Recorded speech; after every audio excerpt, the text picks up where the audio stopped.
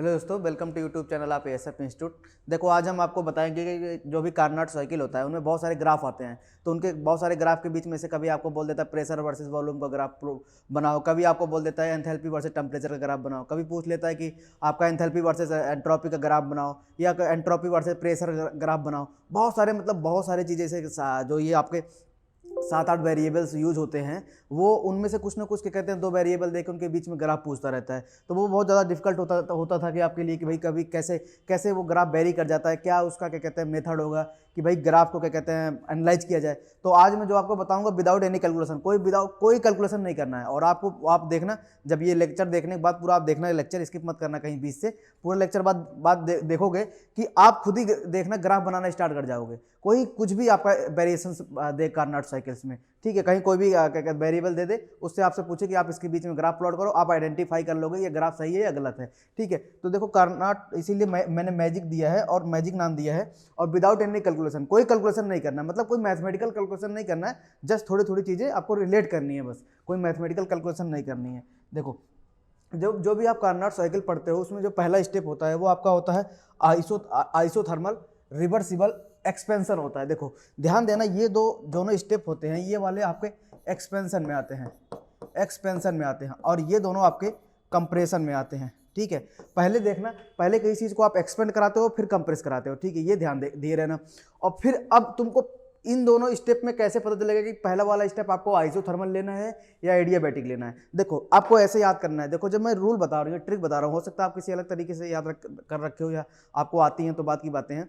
देखो, ऐसे याद रखना कि अगर आप पहला स्टेप एडियाबैटिक कर दोगे, मतलब किसी चीज़ को आप पहले ही एडियाबैटिक कर दे रहे हो, तो आप सिस्टम पर वर्क क्या करने जा रहे हो? कुछ नथिंग, मतलब आप उस पर वर्क कुछ नहीं करने जा रहे हो। तो इसलिए पहले क्या होता है, पहले आइसोथर्मल, मतलब एडियाबैटिक और आइसोथर्मल में आपको जस्ट प्रेफरेंस बता रहा हूँ कैसे आपको सेलेक्ट करना है। ठीक है, अगर आप पहले ही एडियाबैटिक कर दोगे तो फिर वर्क कहाँ करने जा रहे हो, मतलब पहले ही उसे आप एडियाबैटिक करके रख दिए। इसलिए पहले आपको एडियाबैटिक नहीं करना है, पहले आपको इसको आइसोथर्मल करना है, देन आपको एडियाबैटिक करना है। ठीक है, कई बार ये कंफ्यूजन होती है आपको कि पहला स्टेप आइसोथर्मल होता है या एडियाबैटिक होता है। तो इसलिए ध्यान देना, पहला स्टेप आपका आइसोथर्मल होता है, मतलब आप कांस्टेंट क्या कहते हैं आइसोथर्मल होता है, उसके बाद आप जाके एडियाबैटिक रखते हो। ठीक, ये ध्यान दिए रहना। फिर आपका तीसरा स्टेप जो होता है वो आपका आइसोथर्मल रिवर्सिबल क्या कहते हैं कंप्रेशन होता है। ठीक, और ये फिर चौथा स्टेप आपका होता है एडियाबैटिक रिवर्सिबल कंप्रेशन होता है। तो ये ध्यान दे रहना। तो ऐसे क्या होता है कि ऐसे एक साइकिल चलती है। देखो, आइसोथर्मल हुआ, एडियाबैटिक हुआ, फिर आपका आइसोथर्मल हुआ,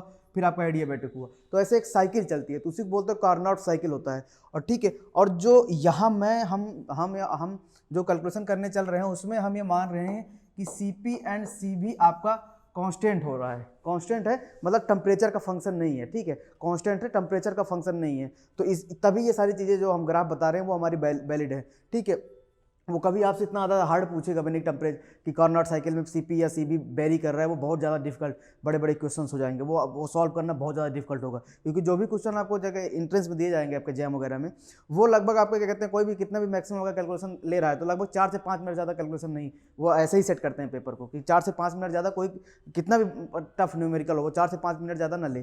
तो देखो, सबसे पहले देखो, अब यहाँ आता है, सबसे पहले मैं लिखता हूँ आइसोथर्मल, आपका आइसोथर्मल रिवर्सिबल एक्सपेंशन, ये स्टेप फर्स्ट वाला है। ठीक है, आइसोथर्मल रिवर्सिबल एक्सपेंशन ऐसे लिख दिया शॉर्टकट में।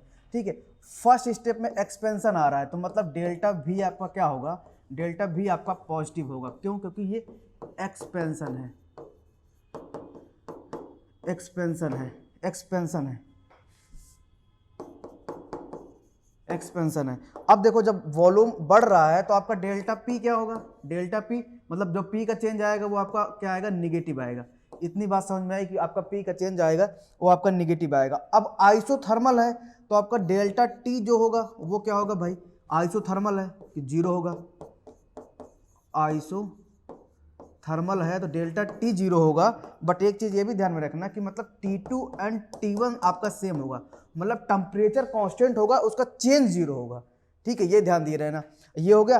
अब आपको पता है कि delta U is equal to क्या होता है, NCB डेल्टा T। तो अब जब आपका डेल्टा T 0 है तो ऑब्वियस सी बात है आपका डेल्टा U भी क्या होगा, वो 0 होगा, मतलब उसका चेंज 0 होगा और U2 is equal to U1 होगा। ये बात ध्यान में रखे रहना। ठीक है, और मतलब कांस्टेंट होगा, जो भी आपका क्या कहते हैं ये इंटरनल एनर्जी होगी वो कांस्टेंट होगी, ठीक है। और आपका डेल्टा एच जो होगा वो भी आपका क्या होगा, क्योंकि N C P delta T होता है। अब यहाँ डेल्टा टी आपका क्या है, जीरो है, तो आपका डेल्टा एच भी आपका क्या हो जाएगा, जीरो हो जाएगा। तो यहाँ से H2 is equal to H1 होगा, मतलब कि क्या होगा, कांस्टेंट है। बस मेरा लिखने का मतलब यह है कि ये चीज़ें कांस्टेंट है। अब देखो ध्यान से देखना, एक चीज़ और आती है डेल्टा एस। देखो डेल्टा एस मैं यहाँ लिखता हूँ, डेल्टा एस का जो फार्मूला आपका होता है, देखो डेल्टा एस का जो फार्मूला होता है वो होता है आपका यहाँ से N C V L N T2 upon T1 plus N R L N V2 by V1 होता है, ठीक है, V2 बाई V1। अब देखो T1 बाई T2 क्या है, T1 बाई T2 को वैल्यू 1 होगी, क्योंकि दोनों सेम है। तो जब ln की वैल्यू 1 होती है तो ये वैल्यू ln की वैल्यू ln1 की वैल्यू ये 1 हो जाएगा, तो ln1 की वैल्यू क्या हो जाएगी, 0। तो मतलब ये कट की चीज़ें पूरी 0 हो जाएंगी। और यहाँ से आपका जो डेल्टा एस का वैल्यू आएगा वो आएगा N R L N V2 by V1 हो जाएगा, ठीक है। अब देखो ये दोनों चीज़ें तो पॉजिटिव, ये कांस्टेंट होती हैं, ठीक है। नंबर आप मोस आप फिक्स लेते हो और गैस कांस्टेंट है ये। अब V2 बाई V1, तो अब देखो V2 बाई V1 एक्सपेंड कर रहे हो तो मतलब एक्सपेंशन ले रहे हो, तो V2 is greater than V1 हो रहा है। तो इसका मतलब क्या हो जाएगा, यहाँ से अगर मैं लिखूँ तो यहाँ से देखो कि आपका ये वैल्यू क्या हो जाएगी, पॉजिटिव हो जाएगी, क्योंकि V2 आपका ज़्यादा है, ठीक है। तो इसलिए ये वैल्यू क्या होगी, क्योंकि V2 ज़्यादा है अब V1 छोटा है, तो ये ओवरऑल वैल्यू क्या हो जाएगी, पॉजिटिव हो जाएगी। ओवरऑल वैल्यू देखो पॉजिटिव हो गई, ओवरऑल वैल्यू पॉजिटिव हो गई। तो मैंने देखो सारी चीज़ें आपको लिख दी साथ में, ठीक है। तो मैं इसको यहाँ से मैं कट कर दे रहा हूँ, यहाँ से मैं समझाने के लिए बताया था कि भाई कैसे आपको डिराइव करते हैं। देखो ये मैं अगर यहाँ से कट कर दूँ, इतना ये कट कर दिया, और यहाँ मैं ऐसे लिख दे रहा हूँ बीच में, यहाँ देखो, यहाँ अगर मुझे लिखना हो ऐसे लिख दूँ delta S is equal to positive. तो अब ये कौन से स्टेप वाले, ये पहले स्टेप के लिए था, पहला स्टेप होगा, उसके लिए ये सारी चीज़ें आपकी पॉजिटिव मतलब ये सारी चीज़ें क्या कहते हैं, वैलिड करेंगी। तो कभी कभी बहुत लोग इसको 1 to 2 ऐसे एरो दे के लिखते हैं कि फर्स्ट और सेकंड क्या कहते हैं स्टेप की प्रोसेस के बीच की ये क्या कहते हैं स्टेप्स हैं, मतलब ए स्टेप लिख लो या फर्स्ट से सेकंड, अभी बताऊंगा कैसे इसको डिनोट करते हैं। कई बार कई जगह घुमा के फर्स्ट सेकंड थर्ड लिखा रहता है, तो आपको कंफ्यूज हो जाते हुए किसको फर्स्ट, किसको आइसोथर्मल माने, किसको एडियाबेटिक माने। अगर कहीं फर्स्ट और सेकंड लिखा है तो आप ये समझ के चलना कि आपको आइसोथर्मल रिवर्सिबल एक्सपेंशन की बातें कर रहा है।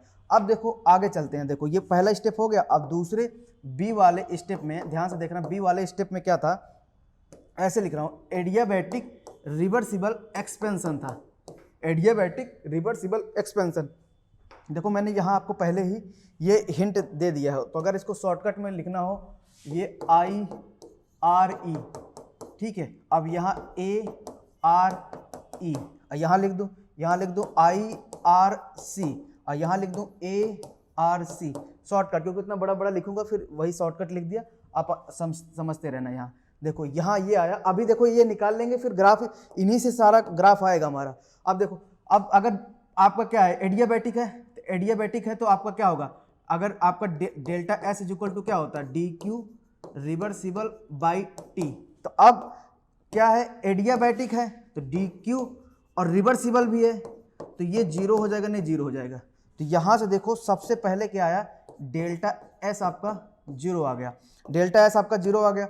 और अकॉर्डिंग टू फर्स्ट लॉ आपका क्या होता है, DU इज इक्वल टू क्या होता है, DQ और प्लस W होता है, DQ और प्लस आपका W होता है। तो ये ध्यान दे रहना। अब ये हमेशा ध्यान देख रहा था। अब DU इज इक्वल टू क्या आया, माइनस, ये तो 0 हो गया, ये 0 हो गया क्योंकि एडियाबेटिक है, ठीक है भाई। और आपका PDB, तो अब यहाँ से माइनस PDB आया।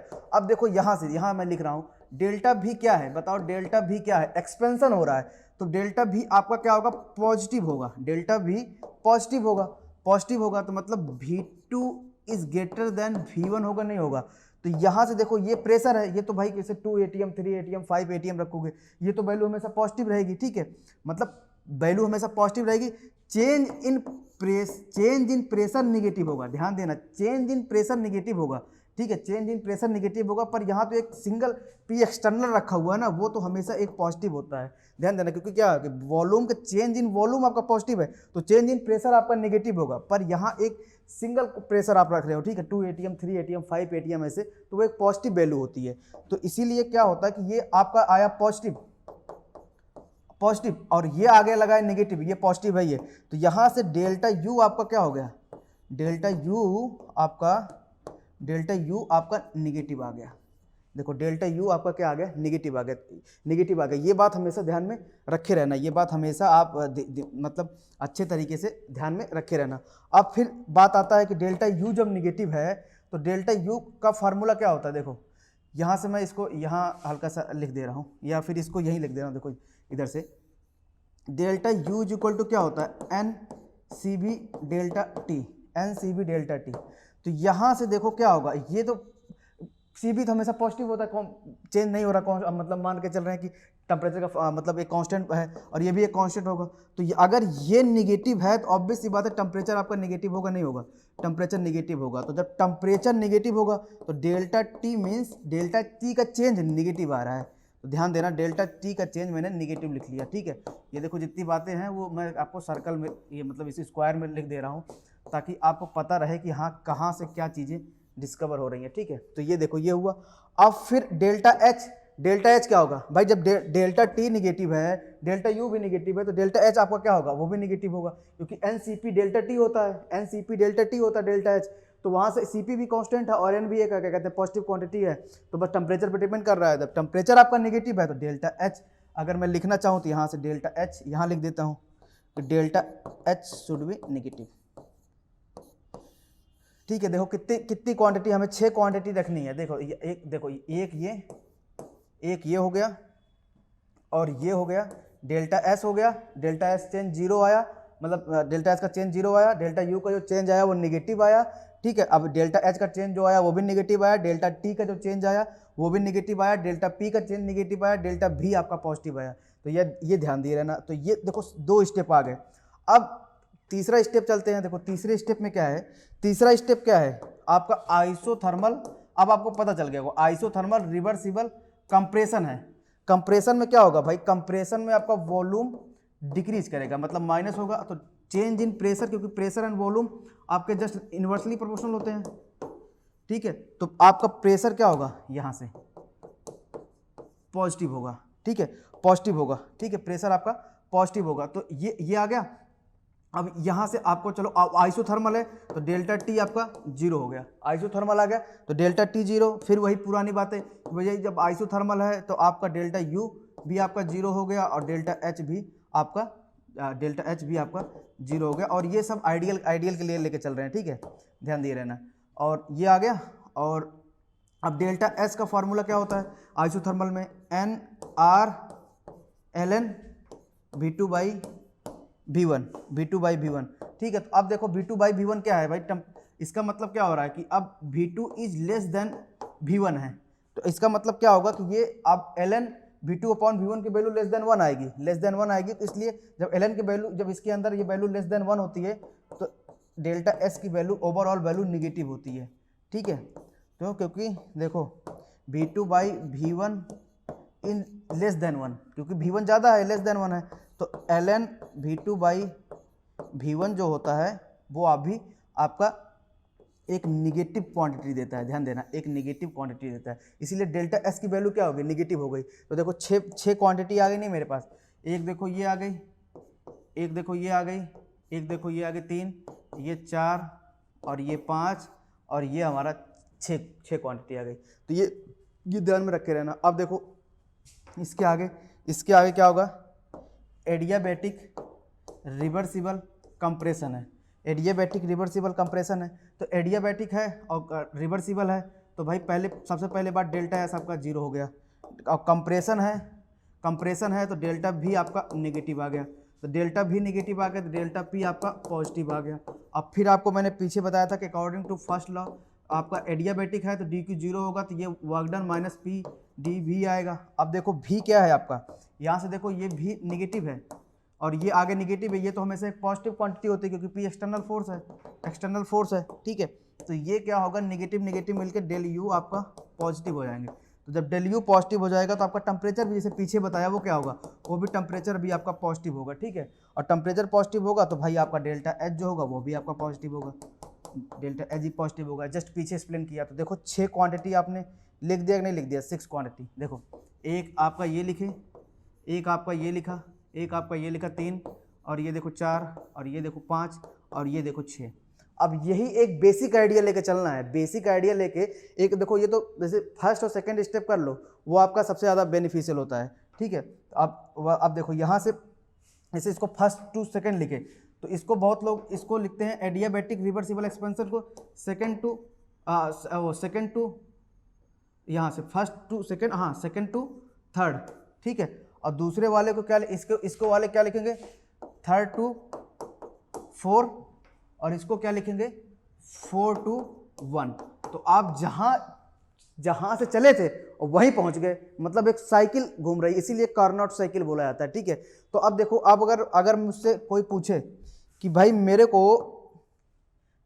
को वॉल्यूम वर्सेस प्रेशर का ग्राफ बनाना है कार्नोट साइकिल में, ठीक है, कार्नोट साइकिल में, तो मैं पहला स्टेप उठाऊंगा, मैं ए और बी और सी और डी स्टेप, ठीक है। या इसको आप लिखने चाहो तो इसको लिख दो first and second process, second to third, और थर्ड टू फोर्थ, और फोर्थ टू 1, ठीक है, साइकिल हो गई। तो अब यहाँ से देखो कि फर्स्ट में क्या था, एक्सपेंशन है, इसमें भी आपका डेल्टा भी पॉजिटिव होगा, और यहाँ देखो ऐसे लिख दे रहा हूँ, भी पॉजिटिव होगा और पी आपका नेगेटिव होगा, ठीक है, ये ध्यान देना।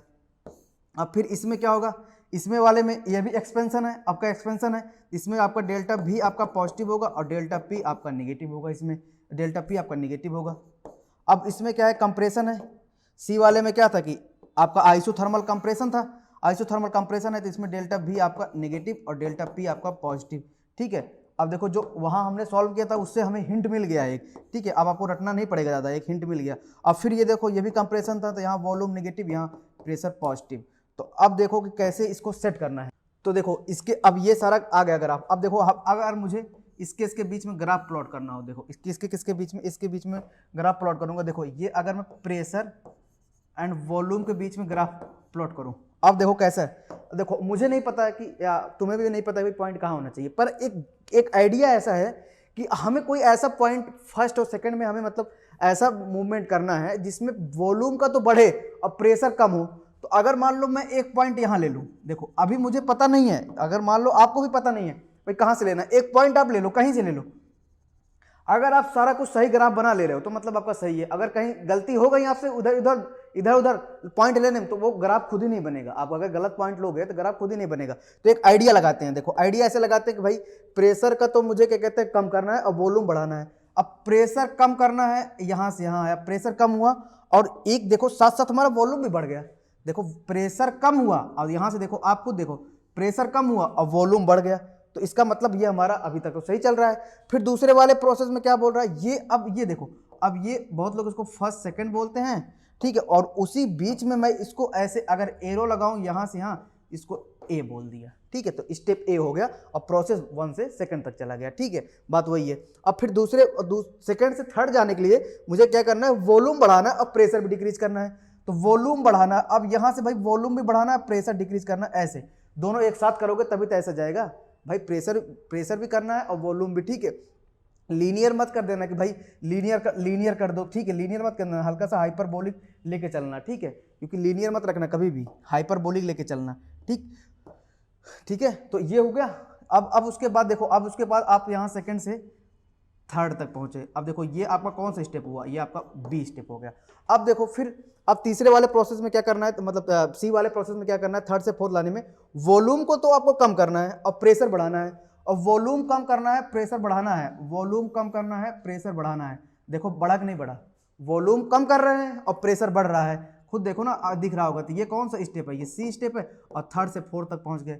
अब ठीक है, अब फिर चौथे वाले मतलब डी वाले स्टेप में क्या करना है, मतलब 4 to 1 क्या करना है, आपका वॉल्यूम तो कम रखना है, वॉल्यूम को तो कम करना है और प्रेशर को बढ़ाना है। अब देखो ना यहाँ वॉल्यूम को कम करना है, अब भाई वॉल्यूम को कम करना है, प्रेशर को बढ़ाना है, तो हल्का सा ऐसे लेके चला गया। तो ये देखो आपका बन नहीं गया, ठीक है, थोड़ा सा बन गया है ऐसे तिरछा, बाकी वो एग्जैक्टली बनेगा, ठीक है ऐसे। तो वो आपको ग्राफ में आइडिया लग जाएगा, तो फ्री हैंड से हम ग्राफ बनाते हैं इसलिए ऐसा बन गया। बाकी ऐसे देखो, अगर इसको मैं हल्का से यहाँ तक अभी इंक्रीज करके लेके चला हूँ, देखो अगर मैं इसको हल्का से यहाँ तक ऐसे इंक्रीज करके लेके चला हूँ तो आपको लग जाएगा देखने में, ये देखो ऐसे, ठीक है कैसे, ये हल्का सा ऐसे,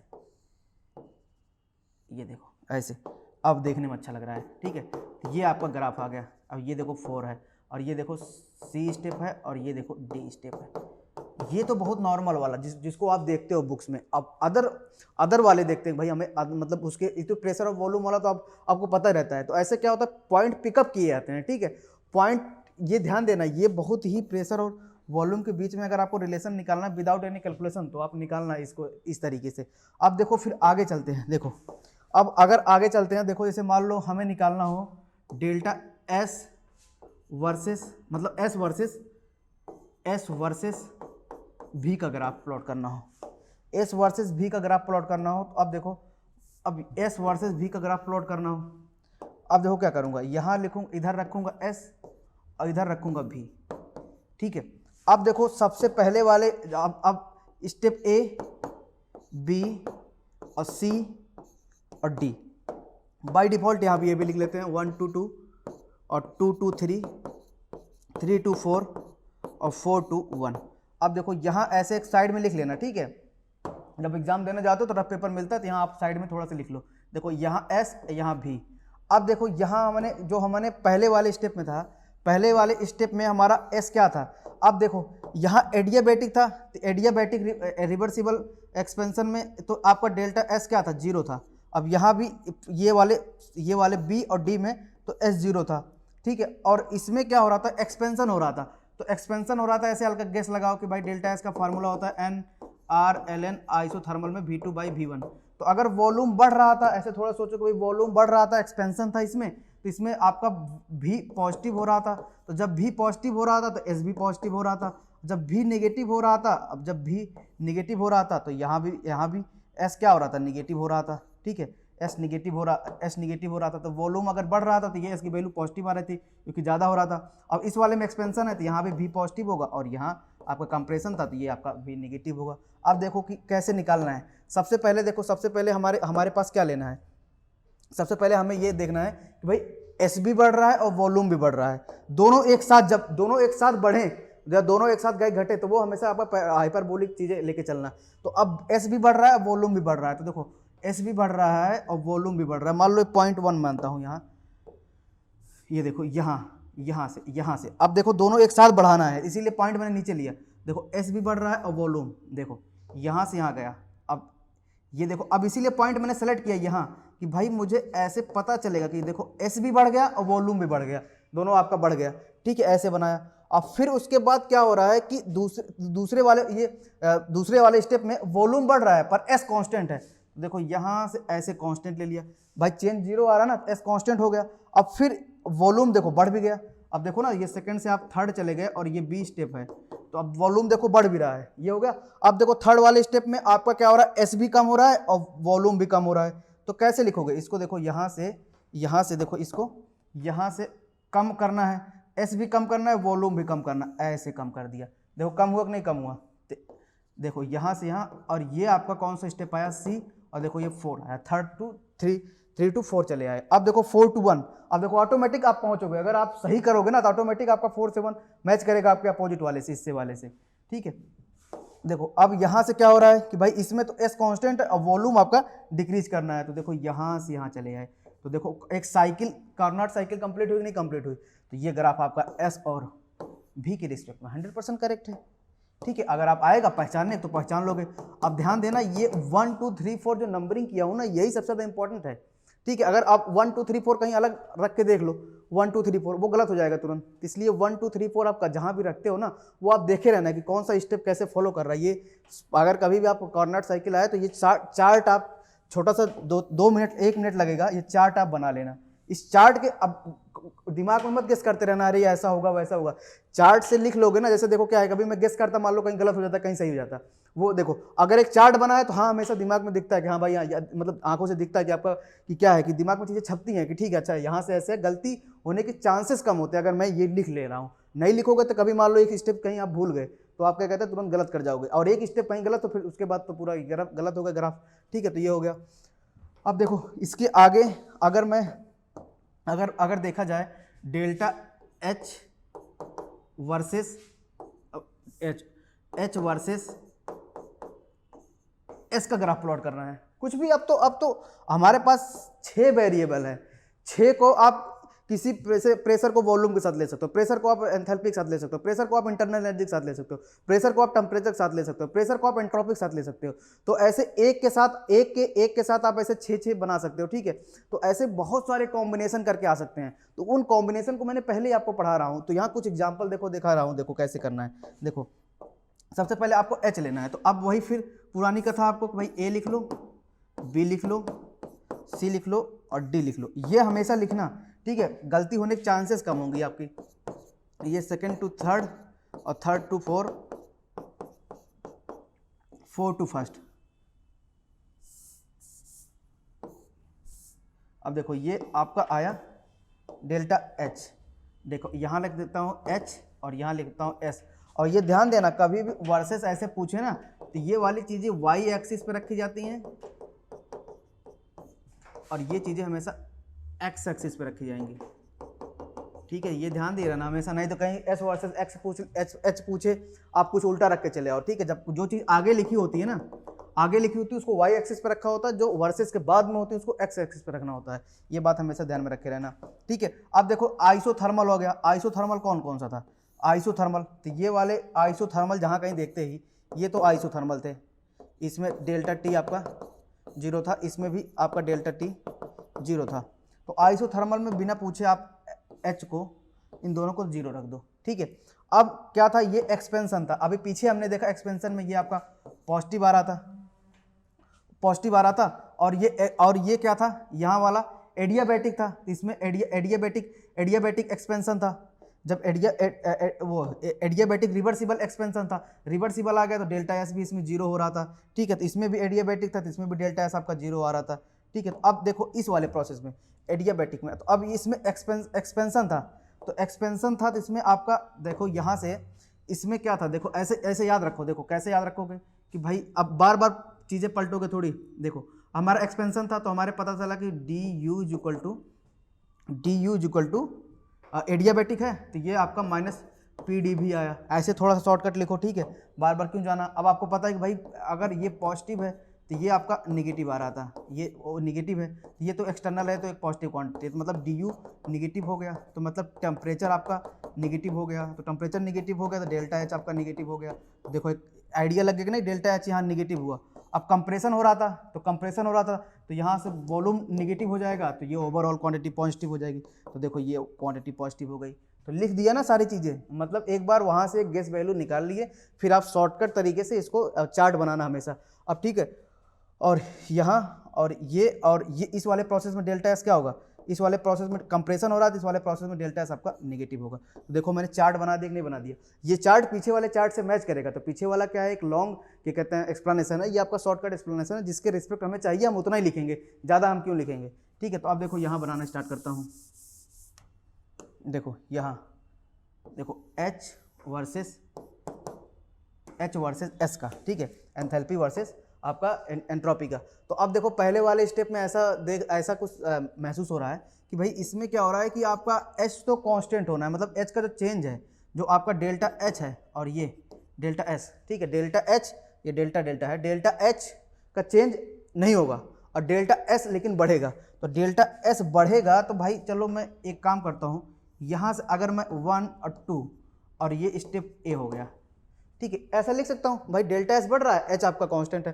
फिर दूसरे वाले प्रोसेस में क्या हो रहा है कि अब एस कांस्टेंट है, डेल्टा एस कांस्टेंट है, मतलब कांस्टेंट चलेगा, चेंज कांस्टेंट रहेगा उसका, पर आपका एच निगेटिव होगा। तो जब एच निगेटिव होगा तो मतलब चेंज निगेटिव होगा तो मतलब डिक्रीज होगा। तो यहाँ से यहाँ आया थर्ड वाले पे, तो ये आपका बी प्रोसेस हो गया, ठीक है। और फिर उसके बाद क्या हुआ, और फिर उसके बाद क्या है कि भाई एच, फिर आपका एच कांस्टेंट होना है और एस निगेटिव होना है। और फिर देखो यहाँ से यहाँ ऐसे आए, तो फिर यहाँ से यहाँ आए, तो ये आपका सी प्रोसेस हुआ, सी प्रोसेस हुआ और ये आपका 4 हो गया, ठीक है। अब फिर देखो ऑटोमेटिक आप वहीं जाओगे, अगर आप सही बनाओगे ना चौथा स्टेप आपका ऑटोमेटिक सही होगा। अब देखो क्या करना है, एच आपका पॉजिटिव हो रहा है, मतलब चेंज इन एच आपका पॉजिटिव हो रहा है, मतलब बढ़ेगा, ठीक है, और एस कांस्टेंट रहेगा।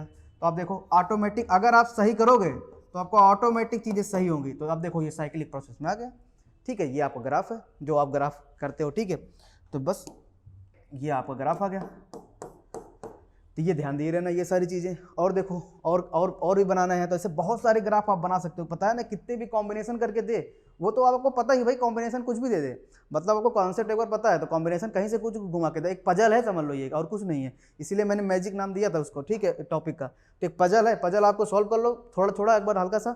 और ये चार्ट हमेशा बनाना, मैं 10 बार आपको बता रहा हूँ ये चीज़ें, ये चार्ट हमेशा बनाना। खाली ब्लैंक माइंड से बनाओगे चीज़ें गलत हो सकती हैं, गलत होने के चांसेस ज़्यादा है। अगर आप चार्ट बना लोगे ना और सही बना लोगे तो तुरंत सही हो जाएगा, ठीक। थोड़ा सा एग्जाम में आप थोड़ा सा एक दो मतलब किसी क्वेश्चन पे 10-20 सेकंड ज़्यादा दे दो, कोई दिक्कत नहीं, पर क्वेश्चन सही होने के चांसेस ज़्यादा तो हैं उसमें, ठीक है। तो आप देखो जैसे कि मान लो आपको बनाना हो एच एंड टी का बनाना हो, चलो एच एंड टी का बनाना हो तो भाई फिर वही पुरानी कथा लिखो इसमें, ठीक है। ये फर्स्ट सेकंड ऐसे लिख लेना, हमेशा सही होगा। देखो और यहाँ से चेंज डेल्टा एच चेंज और डेल्टा टी चेंज क्या होगा। अब देखो यहाँ से देखो आइसोथर्मल है, आइसोथर्मल इस वाले प्रोसेस में आइसोथर्मल है आपका डेल्टा टी जीरो, इस वाले प्रोसेस में आइसोथर्मल है डेल्टा टी जीरो, इस वाले प्रोसेस में जब डेल्टा टी जीरो है तो ये भी जीरो होगा, ये भी जीरो होगा, ठीक है। और इसमें क्या है एडियाबैटिक आपका क्या था, एडियाबैटिक आपका ये था एडियाबैटिक एक्सपेंशन था। जब ये एडियाबैटिक एक्सपेंशन ले रहे थे तो हमारा डेल्टा एच आपका नेगेटिव आ रहा था, डेल्टा टी भी नेगेटिव आ रहा था, ये बात ध्यान में रखे रहना। और जब कंप्रेशन कर रहे थे तो इसमें आपका कंप्रेशन कर रहे थे तो ये आपका पॉजिटिव आ रहा था और ये आपका पॉजिटिव आ रहा था। देखो कैसे लिख रहा हूँ, अगर एडियाबैटिक है तो वही according to first rule first law, ठीक है। तो यहाँ से आपका माइनस पी डी भी, और जब आपका एक्सपेंशन होगा तो ये पॉजिटिव हो जाएगा और ये नेगेटिव, पॉजिटिव नेगेटिव मिलके नेगेटिव बना दिए तो delta U negative, delta T negative आ गया, डेल्टा टी भी नेगेटिव आ जाएगा। जब डेल्टा टी नेगेटिव आ गया तो डेल्टा एच भी नेगेटिव आ गया, तो बात वही है, ठीक है। तो अब देखो इनका ग्राफ कैसे बनाना है, ठीक है। ये तो मैंने आपको पीछे पढ़ाया हूँ बार बार, वही टाइम आप एक बार रिकॉल करो चीज़ों को, ठीक है। तो अब एप्लीकेशन पढ़ा रहा हूँ, पहले जो कॉन्सेप्ट पढ़ा है उसका जस्ट एप्लीकेशन पढ़ा रहा हूँ। देखो एच रखो और यहाँ टी रखो, चलो अब देखो क्या करोगे भाई। पहला स्टेप क्या, पहला फर्स्ट और सेकंड पॉइंट कहाँ होगा, एक ही पॉइंट पे होंगे ना, कहाँ जा रहे हैं, कहीं तो जा नहीं रहे ना भाई। तो ऐसे फर्स्ट कॉमा सेकंड लिख लिया जाता है, ऐसे कहीं जा ही नहीं रहा है, मतलब ये कोऑर्डिनेट्स नहीं है, ऐसे पॉइंट लगा दो। क्योंकि फर्स्ट से सेकंड क्या हो रहा है, फर्स्ट से सेकंड भाई दोनों जीरो है ना, एक ही पॉइंट पे होंगे, मतलब चेंज कुछ नहीं है, मतलब चेंज दोनों का जीरो है, मतलब कहीं नहीं, एक पॉइंट ही है वो। अब ध्यान दो सेकंड टू थर्ड जाने पे क्या हो रहा है, सेकंड से थर्ड जाने पे चीज़ें डिक्रीज हो रही हैं, चीज़ें क्या हो रही हैं, एंथैल्पी भी डिक्रीज हो रही है, टेम्परेचर भी डिक्रीज हो रहा है। इसका मतलब ये दोनों को डिक्रीज करने के लिए एक ही हमारे पास ऑप्शन है कि हम फर्स्ट और सेकंड पॉइंट इसको माने। और अब ध्यान देना दोनों डिक्रीज हो रही हैं, तो दोनों क्या होता है, दोनों आपका डेल्टा एच और आप डेल्टा टी क्या होता है, एक दूसरे के लीनियर फंक्शन है, क्या है, लीनियर फंक्शन होते हैं, ये एक दूसरे के लीनियर फंक्शन होते हैं, ठीक है, लीनियर फंक्शन होते हैं। तो इसीलिए क्या होता है जब इनको लिखना होता है, क्योंकि क्या होता है आप लिखते नहीं हो delta H equal to N C P delta T, तो ये क्या है, इसके लीनियर फंक्शन होते हैं, ठीक है, ये लीनियर फंक्शन में है, ठीक है। तो मतलब टेम्परेचर और एंथैल्पी, तो ये इसमें ध्यान दे रहे हैं ना, लीनियर फंक्शन है, क्योंकि Y is equal to M X type का ग्राफ है ना, तो लीनियर फंक्शन है, ठीक है। तो आपका क्या हो रहा है कि ये आपका डिक्रीज हो रहा है, तो आपका एंथैल्पी भी डिक्रीज हो रहा है और टेम्परेचर भी। तो यहाँ से यहाँ आने पे देखो थर्ड पॉइंट पे पहुँच गए, सेकंड से थर्ड पॉइंट पे। पहले आप क्या किए, फर्स्ट से सेकंड पे गए, अब देखो सेकंड से थर्ड पे गए, तो ये आपका कौन सा प्रोसेस है, ये आपका थर्ड सी प्रोसेस है, ठीक है, वो बी प्रोसेस है, बी,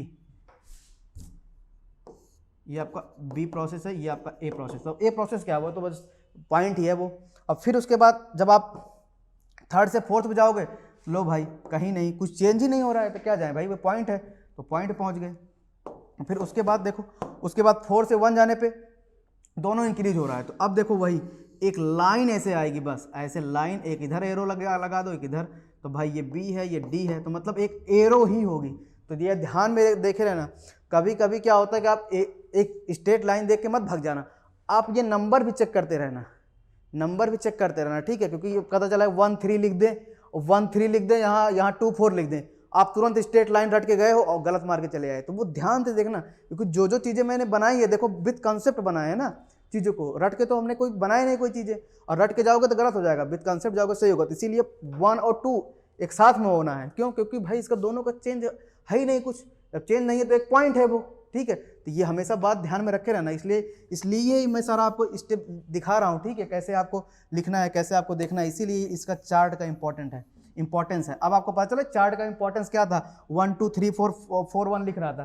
पहले तो आपको लग रहा होगा अरे बड़े सिंपल है, हमें याद हो जाएंगे। अब पता चला ना कि 1 2 3 4 का पता चला, एक ग्राफ दे दें और यहाँ कहीं आपको लिख दें ऐसे 1 3 और 2 4, आप तो बस रट के चले गए थे कि भाई चलो एंथैल्पी टेम्परेचर का एक स्ट्रेट लाइन आएगा, पता चला आप गलत करके चले आए। तो ये ध्यान दे रहे हैं ना कि 1 2 होना चाहिए, 3 4 होना चाहिए, ठीक है।